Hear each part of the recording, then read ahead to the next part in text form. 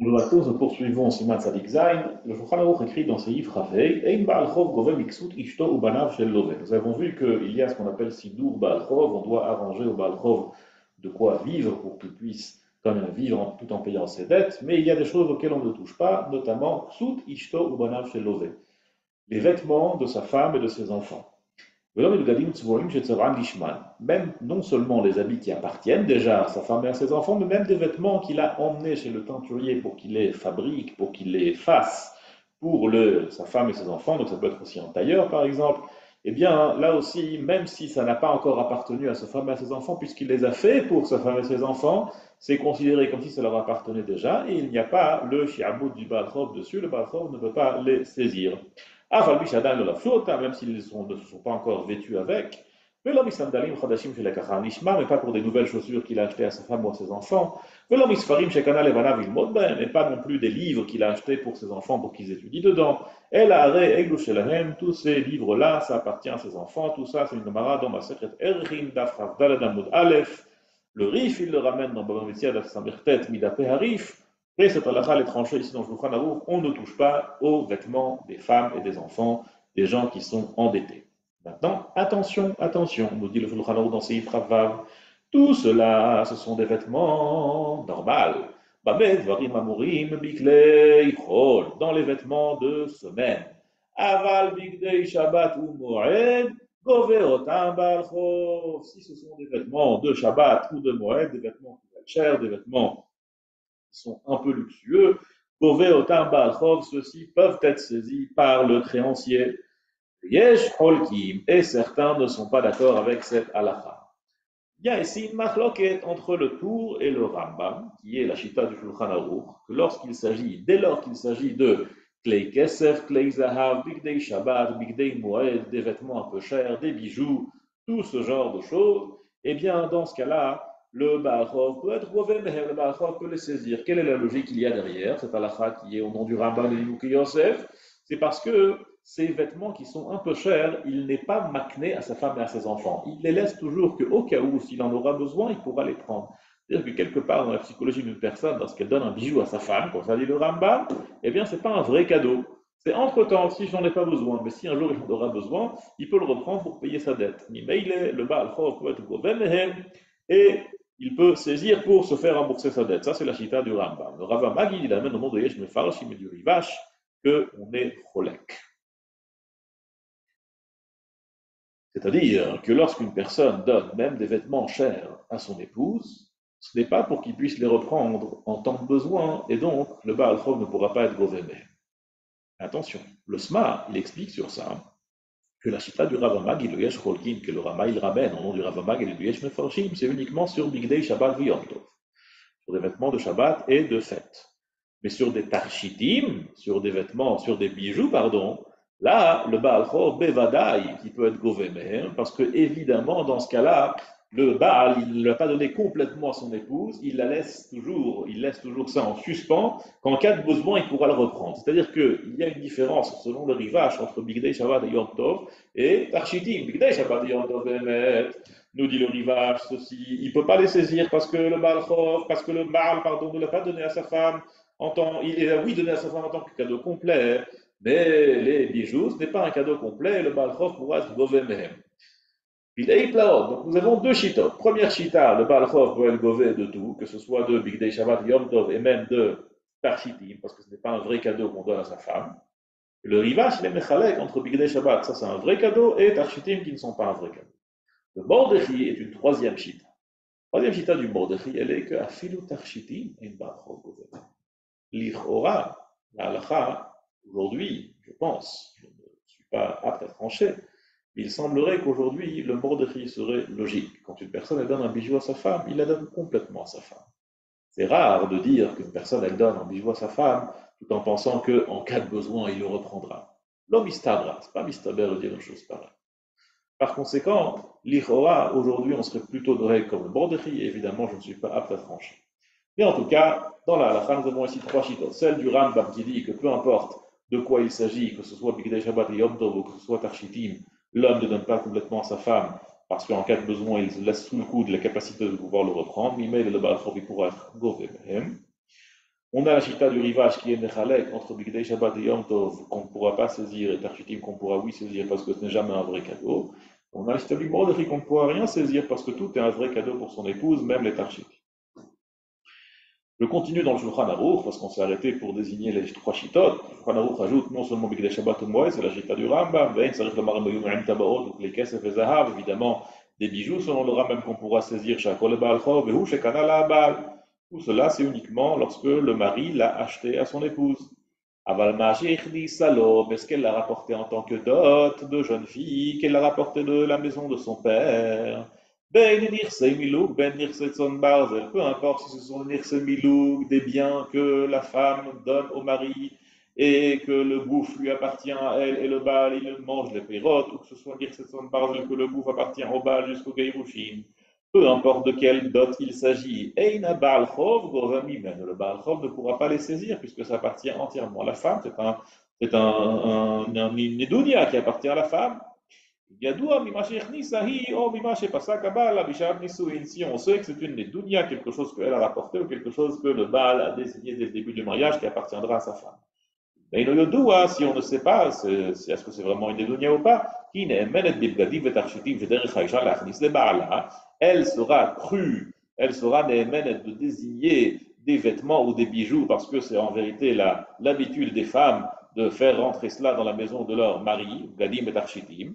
Im Hechnisa, l'Omarot Binedunia, Baal Chov Govem. Mais si c'est de l'argent, le Baal Chov pourra les prendre de toute façon, parce que l'argent, c'est toujours les Otsa'a Nitna. L'argent, ça a toujours été donné pour les sortir, les dépenser. Et donc, même si c'est une Nedunia, le Baal Chov, il pourra les sortir, et la femme ne pourra pas dire, oui, mais c'est ma Nedunia, c'est moi qui l'ai rapporté en tant que dot. L'argent, c'est fait pour dépenser. Par conséquent, lorsqu'on a apporté une Nedunia au Baal, qui est de l'argent, ben voilà, que le Baal Chov pourra être Govem, comme ça nous tranche le Shulchan Aruch. ויש אומרים, אומר הרב מכל מקום אם אדם נדון ברשותה וברשות אביה, אין בעל חוב גובה מהן, ואפילו נשבע בעלה ופדאו, הן חוזרים וגובים באלו הנכסים. Donc on a vu le Shulchan Aruch qui nous fait une différence entre les Nedunia de Kelim, Tarchitim et les Nedunia de Marot, que les Nedunia de Kelim et Tarchitim, si la femme met le rapporter en tant que Nedunia, le Baal Chov ne pourra pas y toucher. En revanche, si c'est une Nedunia qui est du Kesef, le Baal Chov il pourra les prendre parce que Kesef l'Otsa'a Nitna. Et on voit ici le Rama il ajoute sur ça la chita du Mordechai, que Mikol Makom, si l'un des Dunya se trouve encore dans les mains de la femme ou dans les mains du père de la femme, même si ce sont des marottes, le Baal Chov ne pourra pas les saisir. Et même si l'homme a été capturé et on l'a libéré, elle ne pourra pas pour autant, elle ne devra pas pour autant payer des nechassim qu'elle a rapportés en tant que Nedounia. Parce qu'une Nedounia qui est encore dans les mains de son père ou dans ses mains, elle n'est pas une Nedounia qui est vouée à être saisie par le mari. Le mari n'a aucun mérite dessus, selon la chita du Mordechai. Celui qui est Cholek, c'est le Rambam, comme ça le Shulchan Aruch, il a rapporté que dès qu'il s'agit de Nedounia qui est de Kesef, on pourra saisir directement de la femme, même si ça se trouve encore dans les mains de la femme. Et on avance dans Seif Chavzai. Tout